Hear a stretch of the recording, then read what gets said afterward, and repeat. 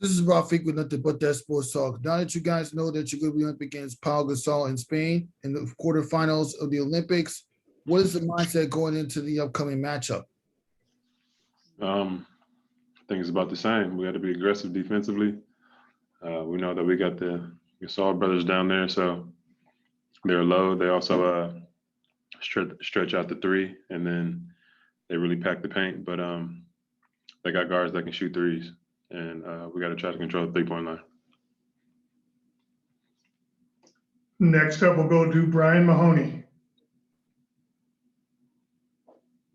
Hey, Drew. A lot of guys, the first time they do this, it's an adjustment from the NBA game where they're not getting as many shots, they're not getting as, many minutes, and, maybe they don't quite play well right off the bat, where it seems like you have. Is part of that just because your game isn't really based on any one thing? You do so many things that you can find your way to make an impact one way or the other? I would say, yeah. Scoring isn't the end-all be-all for me. I think being able to get stops, pressure guys, get steals, make it difficult on the defensive end, and then offensively, man, just make something happen. Bring some energy, get into the paint, kick out for threes, assist others. So, yeah, I think my game kind of fits this style of play. Thank you. Next up, we'll go to Joe Varden. Hey, Jrue. Since you guys won now, you can be honest. What were you thinking and feeling when you guys were down 2-0 in the finals? That we could still win. We were down 2-0 against Brooklyn, and those first two games when they beat us, man, it was a rough two games. I think we lost by 20 plus both times. So we knew that it was possible. We knew that we had gotten better every single game. So we also knew that they did what they were supposed to do, which was win at home. And we would have to do the same thing going back to Milwaukee. So the reason why I'm asking, and it doesn't really start until tomorrow, where every game you play matters. If you lose, it's over.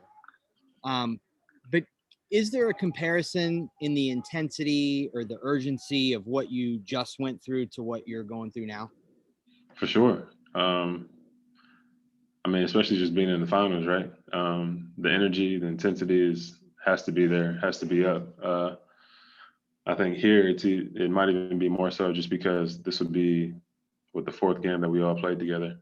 And I just feel like when we come out with a lot of energy, that's when we're at our best. We didn't do that last game where I think Chet came out and started hitting threes and getting everything they wanted. But our intensity definitely has to be up from the beginning of the game, this upcoming game. Thanks. Fagio Franklin, you're up. Hey, how you doing, Drew? What's going on? Not much. What does it mean to you to bring a championships to the Bucks organization? It means a lot, man. It's been 50 years. It's been a long time. And being there, playing there, moving my family there, being able to see what the city's like, the organization's like, the fan base, it kind of just came to the point where you just wanted to make them proud. And, they had been so close a couple of times to making it to the finals and accomplishing what they wanted to, but to actually get it done has been an awesome feeling. Your peers talk very highly of you. What does it mean to you to hear that you mean a lot to the team? It means a lot. I feel like they're here with me. They're in the grind with me. So they know what it takes. They know what we go through, what I go through to get to this place. So I think that when you have that mutual respect and you see that somebody putting in the work and you admire that, man, it's the best feeling. And my last question is, what are your thoughts about Cade Cunnigham? I think he's a good young player. He's been good since high school. He did his thing in college. We'll see what happens in Detroit if he can help JG and those Detroit guys make something happen. Thank you. Next up, we'll go to Akiko. Hi, Drew. How are you? Yeah, fine, thank you. Since you joined the team, what is the hardest thing for you, after the finals, on the court and after off the court also? On the court, I feel pretty good, honestly. Not as many minutes. It's only 40 minutes, so I'm probably not gonna be playing as much. The game is a little different, probably just because of the pace. You can pack the paint, so it kind of slows it down a little bit. So on the court, I probably wouldn't say anything too difficult or anything different. Off the court is just sleep.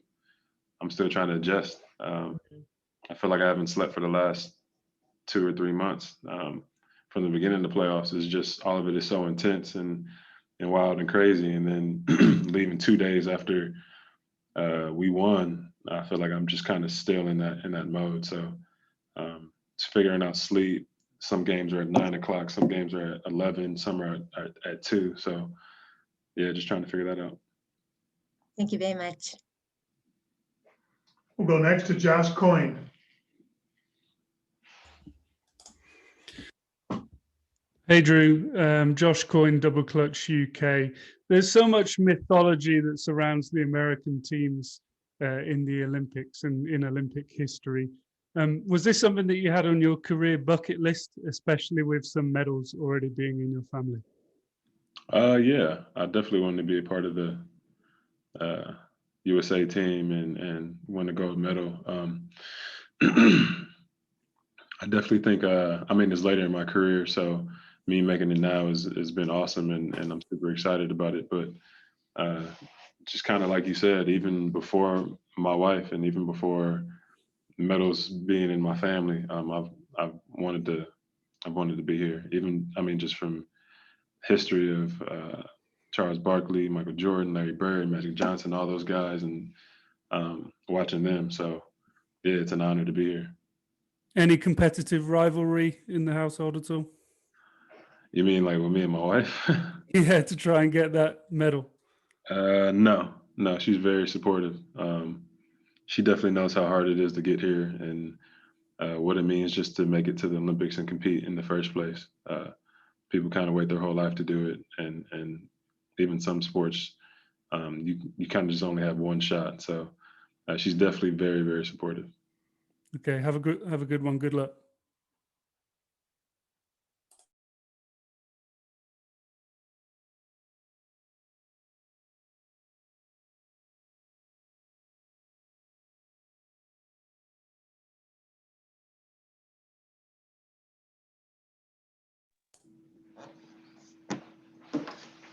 Next up, we'll go with Joe Varden.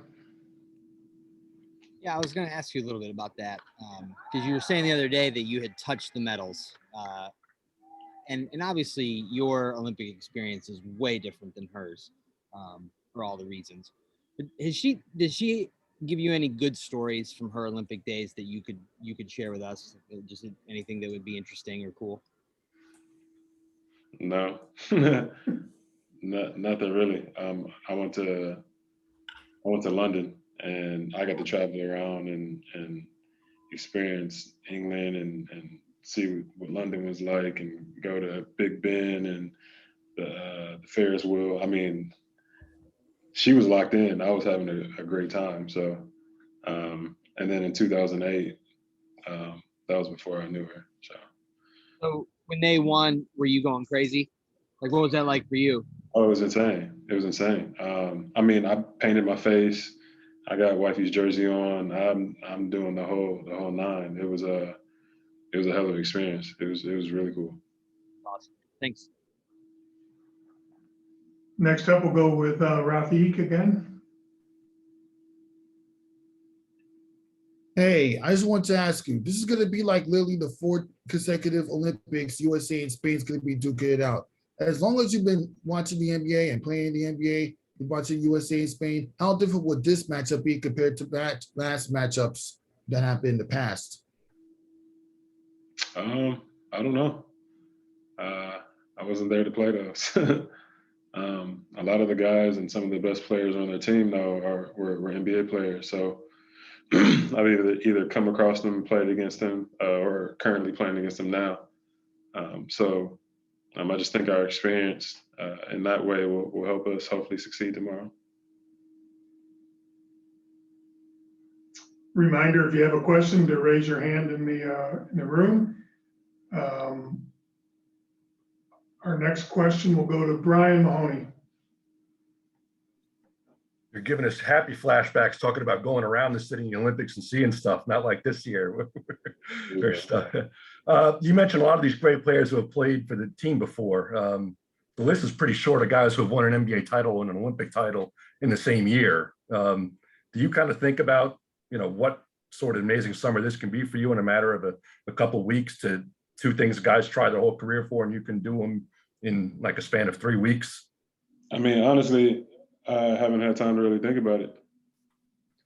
To be completely honest, when they offered me, or when they asked me to be on the USA team, I was still in the middle of trying to win a championship ring, and I don't think I even grasped it then that I was going to Japan and playing for my country. It was more like I'm locked into, I think it was Atlanta. So, yeah, maybe after this, maybe you need to ask me, because right now I feel like we won the championship, and now it's kind of the start of trying to win a gold medal. So I'm pretty locked in. Again, if you have a question, raise your hand. Do we have any further questions for Jrue? Oh, we got one more. Josh, go ahead. Hi, Drew. Josh Coyne again of Double Clutch UK. It was obviously the most intense stage of your career at the NBA Finals.